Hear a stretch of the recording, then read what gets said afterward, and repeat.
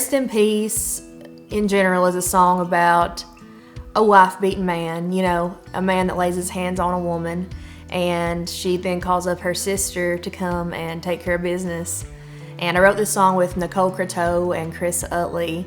And even though I don't have siblings, Nicole has sisters, and she felt very strongly about what she would do to protect her sisters. And I think I'm the same way. You know, even my friends, I would go to any length to, you know, do what it takes to protect them. And I think this song is really just about the love of a sister or even a friend to get them out of that domestic situation.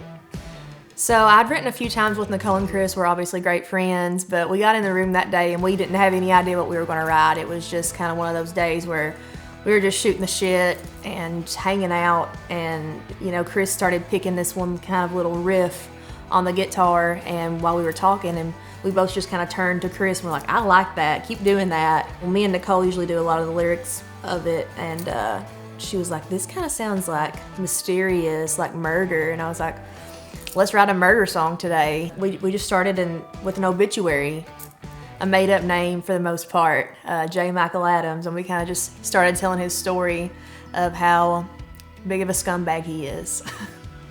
So I've been playing music my whole life. Since I was 5 years old, I started playing fiddle and singing professionally in Eastern Kentucky, and then throughout my whole life, you know, it's been my whole world. And you know, when the pandemic hit, I kind of took to TikTok to promote some of my music, and it did pretty well, and I was having a fun little time on there, making my Ride or Die fans and getting to meet a lot of people from all over the world. And then when I started pushing Rest in Peace, I remember I posted the first video of it, and I just said something like, how do we feel about murder country?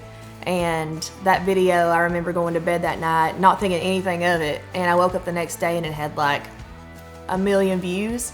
And since then, you know, everyone kind of fell in love with this song. Everyone called it the modern day Goodbye Earl, and compared it to The Night the Lights Went Out in Georgia, which is a huge compliment to me.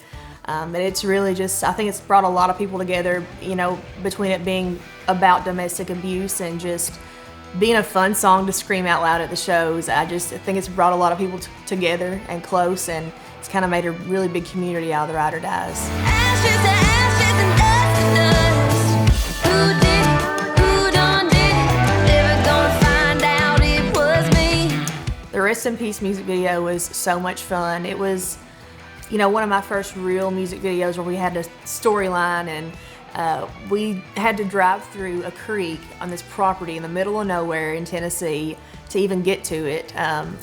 If people were driving low cars, we had to go and pick them up on the other side of the creek and drive them to this little church that we shot it at that you'll see in the video. And some of my best friends are in that. You know, I just kind of asked family and friends to jump in, and shout out Little Skinny, our J. Michael Adams, and my mom was in it, my friend Katie, Nicole Croteau, one of our co-writers, was in it. So it was a great day, and you know, everyone was just super into it. We kind of froze to death. But I think it turned out fantastic.